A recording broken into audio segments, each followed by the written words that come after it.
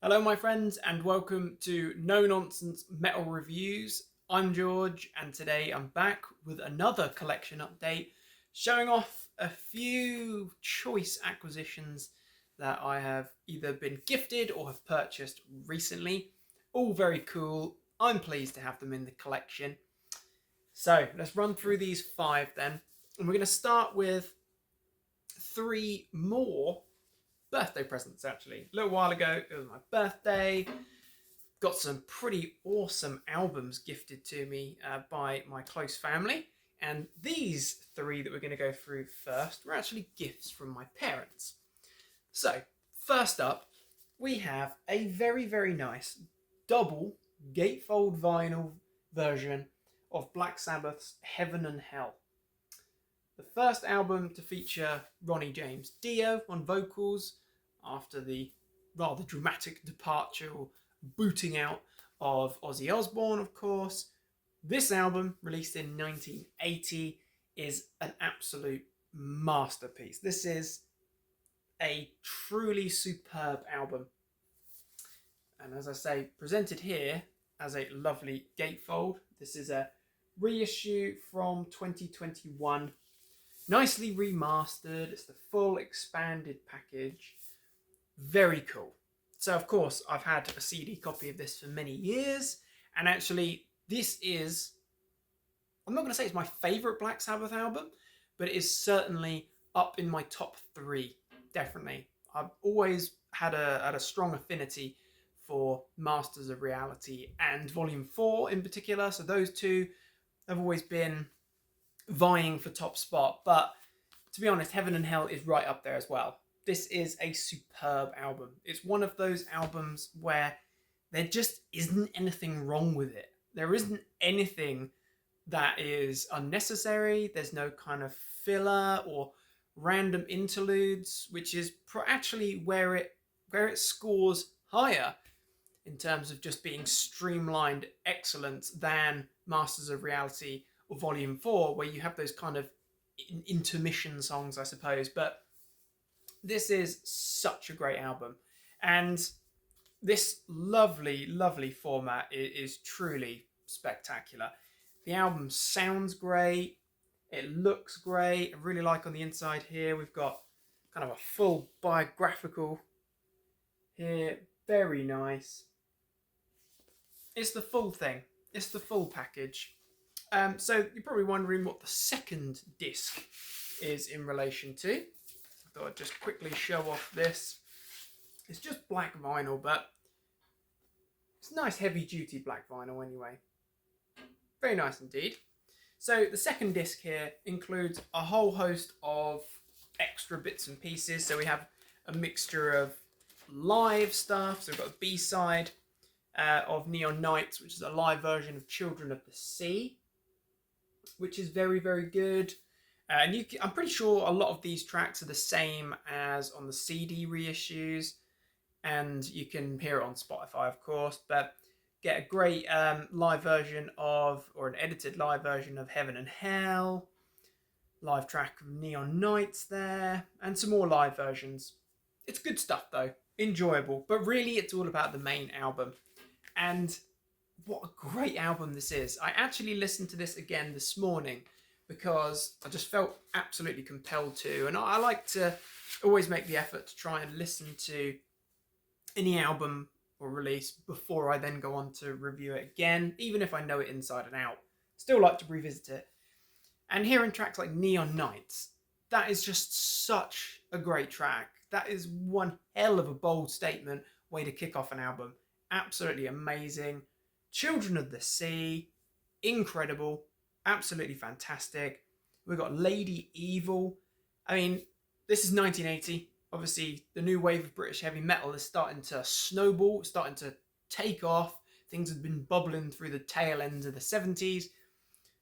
Track like Lady Evil, you listen to that and you can't tell me that there wasn't some sort of influence there from the uprise of all these bands like Iron Maiden, Diamond Head. Maybe no specific band, but certainly those bands from that movement, they must have had an impact, because You can just hear it in tracks, certainly like Lady Evil. Some of those riffs, incredible. The title track, Heaven and Hell, one of the all-time best Sabbath songs, one of the finest moments of Dio, and let's face it, there's no shortage of them. The late great metal legend that is Ronnie James Dio. Wish Him Well, great track. Die Young, amazing track, absolutely incredible. Walk Away, Lonely is the Word, epic, freaking brilliant, start to finish. This is one of those albums alongside, I don't know, Number of the Beast, alongside British Steel. They are albums that every metalhead needs to have heard. Every fan of heavy music needs to have heard. If you want to go one extra, you need to own a copy of. They are just fundamentally essential albums. And Heaven and Hell, what a great album this is. So I'm really chuffed to have this lovely gatefold vinyl. It's a really nice thing. Essential. Tony Iommi, what an absolute riff lord. I mean, there are other albums that I think include some truly fine moments of Tony, but on this album, on Heaven and Hell, I swear, he's transcended. He's on another level of just pure genius and brilliance. Freaking love it. So, Heaven and Hell, double vinyl for a reissue from 2021, Warner Brothers, yada yada yada. Very nice.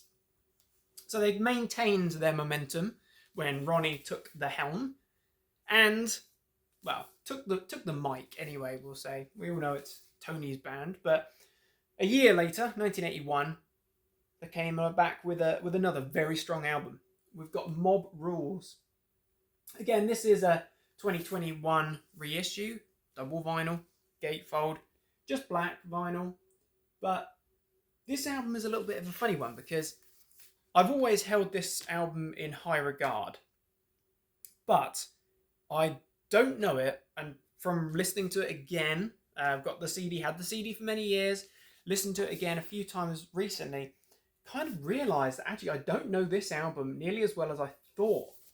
I'm familiar, of course, with the title track, Mob Rules, which is a heavy song. It's a great song. Short, no longer than 4 minutes, but that's a great, powerful, doomy, riffy track. Love it. It's got a good swagger to it. Obviously familiar with the opening track, Turn Up the Night, which is just absolutely incredible. That song is seriously heavy. That is a weighty, weighty track.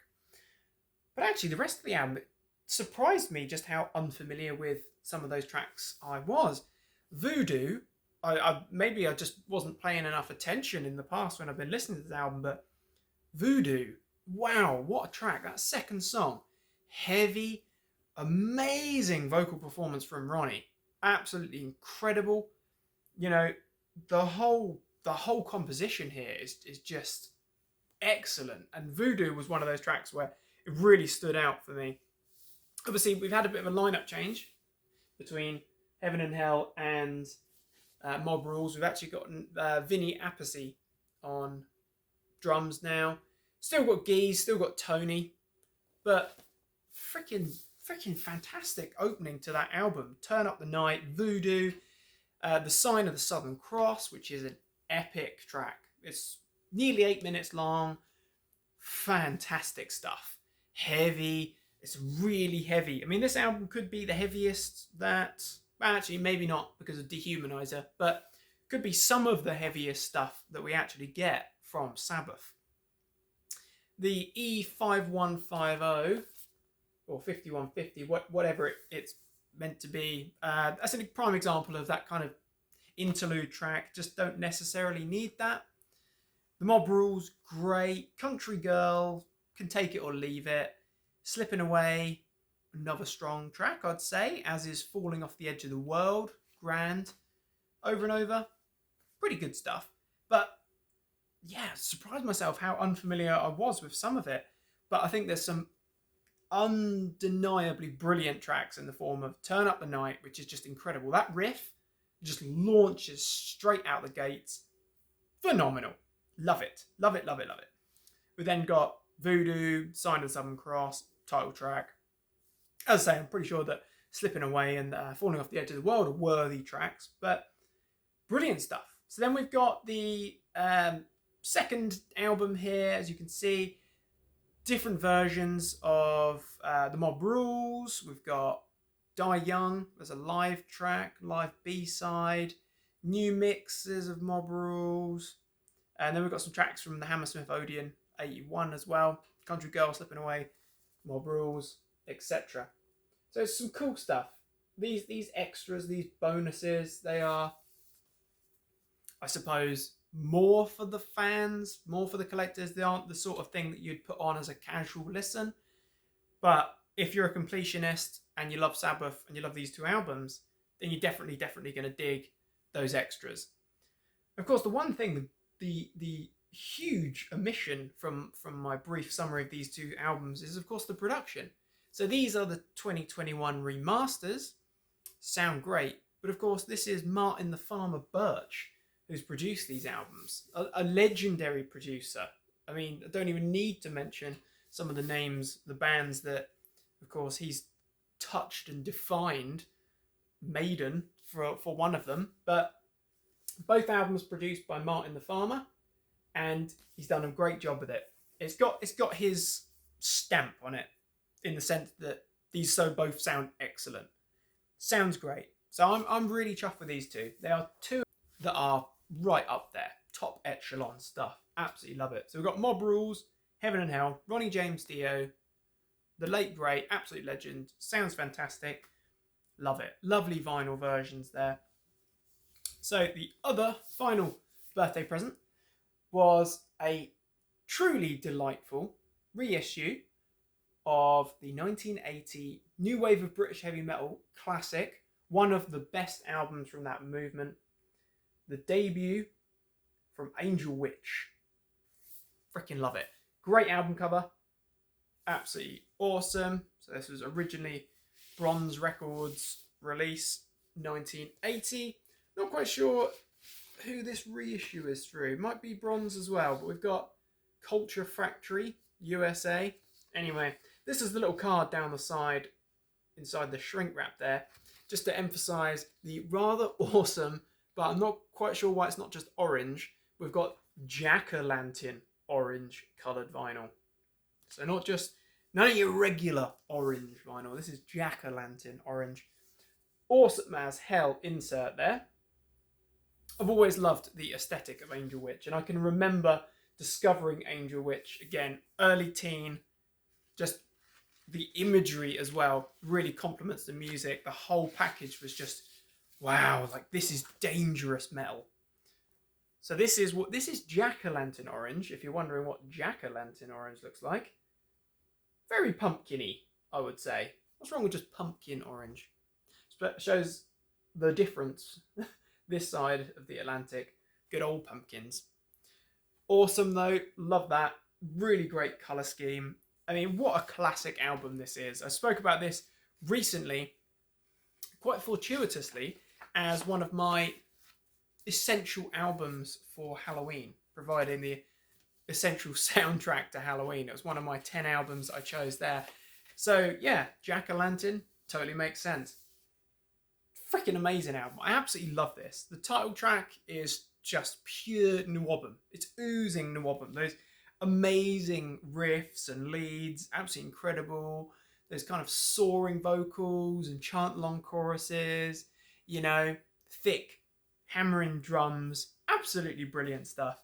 Atlantis, incredible. White Witch, Confused. They're just tracks. So as soon as you read the title, you instantly are humming it away in your head, or you've got it stuck in your head. Amazing stuff. Gorgon, Sweet Danger, Free Man, that epic kind of ballady track. Angel of Death, which is, for 1980, that is an incredibly heavy song. And Devil's Tower. Great sort of outro piece there. Absolutely love this. Chuffed to bits to have this. So cool. I love this album so much. I've had the CD probably since I was about 13, 14. Yeah, probably about 14. Absolutely love it. Great album. Essential new wave of British heavy metal from a criminally underrated band. Obviously, they haven't helped themselves by having huge periods of time between releases and not being so prolific, but actually for a pretty underground new wave of British heavy metal band, they are excellent. Absolutely love them. So we've had Sabbath, we've had Angel Witch. Now we're going to something a lot more recent. And this is they are one of the most polarizing bands in heavier music. But regardless of if you love them or if you hate them, Ghost have become one of the biggest bands in heavier music. Some would regard them as metal due to the fact that they incorporate some doom metal elements and certainly some sort of more traditional heavy metal elements into some of their tracks. Some would probably scream the house down if they heard that Ghost were regarded as a metal band. I personally don't really care much to waste my time and energy trying to pigeonhole them into something. I'd say they're just a good heavy band. Heavy rock, maybe. Heavy rock with flourishes of doom and prog in there. Pop as well, kind of thrown in. I think that Ghost are a great band. I think that they have a totally unique style and sounds that they've taken elements of lots of different genres and subgenres, and they've kind of thrown it into the pot, thrown in a whole load of Satanism and witchery, thrown in a load of theatrical, and it's just exploded. And I can remember when Ghost first came on the scene. I think they were founded in around 2006, but I can remember, again, as an early teen, discovering Ghost through this album, the debut album, Opus Eponymous, which was released in 2010, and just being totally blown away. Again, the darkness and the kind of danger in their sound just totally gripped me as an early teen. I was so fascinated by it. No, it's not death metal, black metal, thrash metal. I love my extreme metal. You know, you don't have to look back through too many of my reviews to know that I love heavy music. But I also appreciate good music, heavier music, enjoyable music. Don't necessarily always just want to listen to shrieks or gutturals. Frontman Tobias Forge, or Papa Emeritus, as depicted on the front of this rather cool long sleeve that I also picked up recently.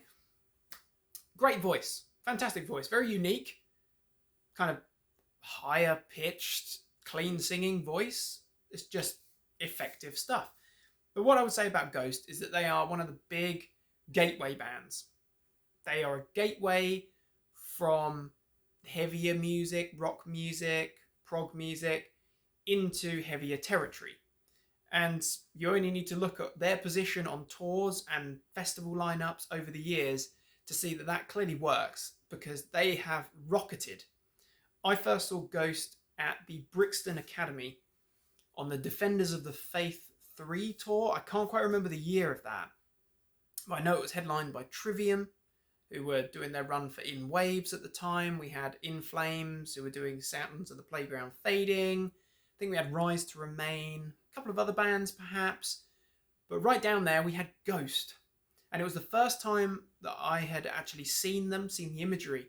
And I remember being a youngster, standing there watching this performance, this satanic spectacle, and hearing tracks like Ritual and Elizabeth,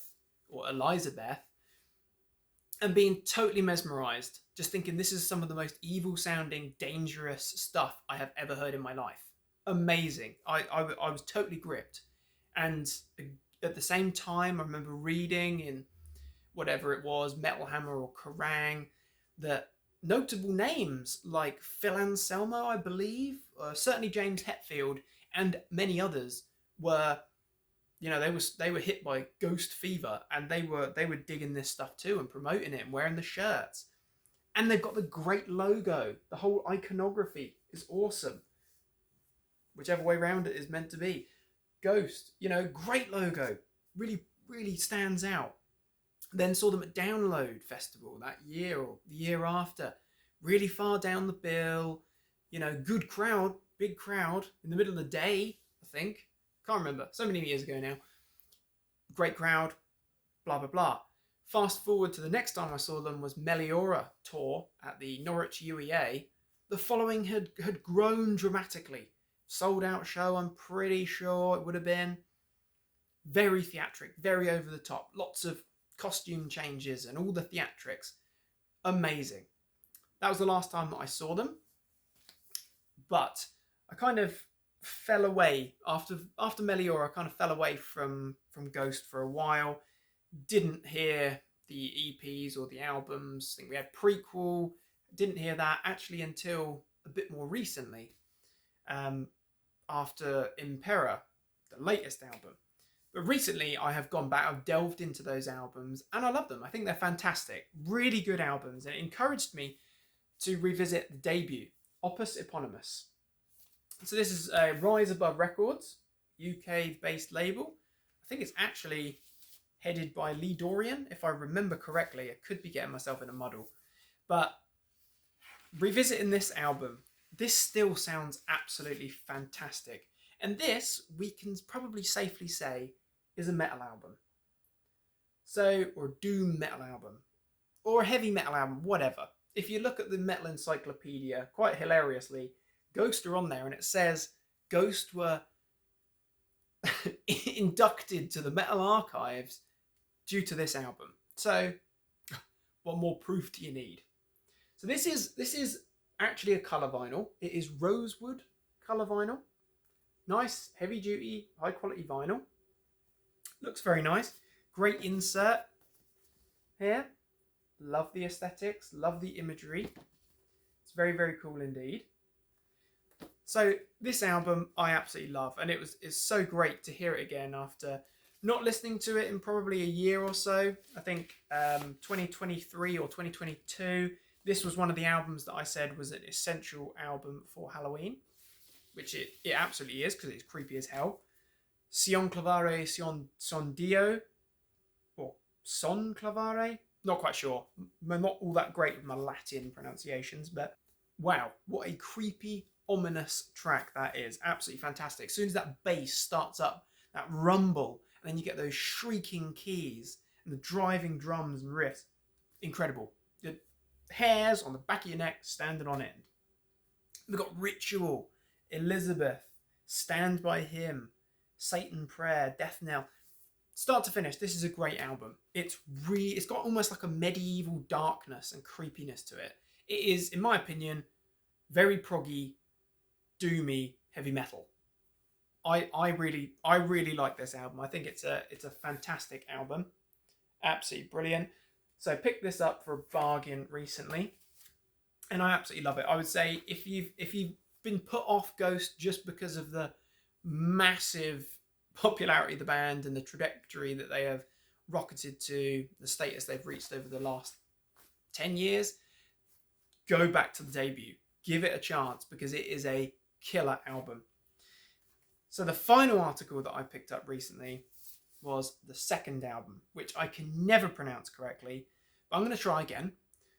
Infestisium, whatever. I just call it the second album, or Infestum, as me and my good chum and gig buddy have abbreviated it to. Ghost's second album is a different beast altogether. So we've got a lovely gatefold here. Very nice package. Very, very cool. So pick this up for a bargain online. I think it may have been motivated by a few Friday or Saturday night beverages and thought, I need that in my collection. Of course, I have it on CD. I have all the albums on CD, but red colour. Very nice indeed. Very, very cool. And it is cool. Nice, good quality vinyl here. This album's a great album, but strangely enough, I haven't heard it prior to getting it recently. Hadn't heard it in maybe getting on a year, 18 months. It's been a while, but I seem to remember it being heavier than it actually is.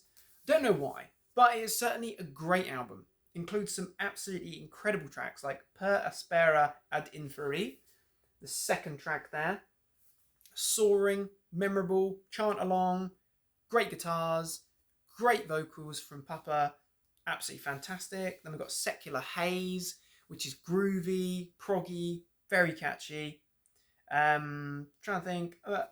Goulet, Zombie Queen, quite long track there. Very progressive, but slower paced. A little bit more of a soft mid-paced track there. Year Zero, arguably the best track on the album. Absolutely fantastic. Body and Blood, great track. Idolatrine, Depths of Satan's Eyes is great, but the massive monstrous clock that closes out the album, that is just epic. Absolutely stunning. Freaking love it. Not as good an album, in my opinion, as the debut or Meliora, which came after, but it is an excellent album. I think it is a really good album. Ghost don't have a bad album. You know, love them or hate them. Again, that's not really the point. I happen to enjoy them, and I think those are two fine albums. But what I will say, as a fan who stepped away from the band for many years, and then picked them up, finally gave Prequel and Impera a good spin, those albums are great. I would strongly urge anyone who's been put off to revisit those albums with maybe more open eyes. Give them a chance, because they are good albums. And certainly that Impera album, the most recent album, I think it was from 2021, 2022. That is an excellent album. It is so catchy, but actually it's quite a heavy album. It's compared to its predecessors, it is a pretty heavy album. And it's also got some incredible songs, great vocals, really catchy, great guitar work, the whole package. Tracks like Spillways or Watcher in the Sky. I think we've got Call Me Little Sunshine, infectious. So yeah, I was one of those people that picked up tickets to the biggest tour to date next year, 2025. So I'll be heading there to Birmingham. Looking forward to that. So my friends, there we have it. A quick rundown of, or maybe not so quick, but a rundown nonetheless of some of my recent additions to the collection. Just as a reminder, we've got the 1980 essential Heaven and Hell from Black Sabbath, fronted by the legendary late great Ronnie James Dio, a truly superb benchmark album. Then we've got Mob Rules from 1981. Black Sabbath again, just a crucial album that I really fallen in love with, actually. It is a great album. I've listened to it quite a bit lately, and I am loving it. All-time favourite NWOBHM album. Freaking love this to bits. Angel Witch, debut self-titled album from 1980. A masterpiece. Then we've got the debut opus eponymous from 2010 by Swedish, whatever the hell you want to call them, just groundbreaking band, Ghost. Great cover as well, love it. And the second album, Infestissimum, awesome, from 2013. Great album indeed. So my friends, what are your thoughts and opinions on these albums, on these bands? Do feel free to interact, share your thoughts and opinions, of course. Thank you very much for watching, my friends. Do feel free to like, subscribe, share, comment. Support is very much appreciated. Do check back soon for more reviews and recommendations of all the good heavy things. Until next time, take care of yourselves and stay heavy.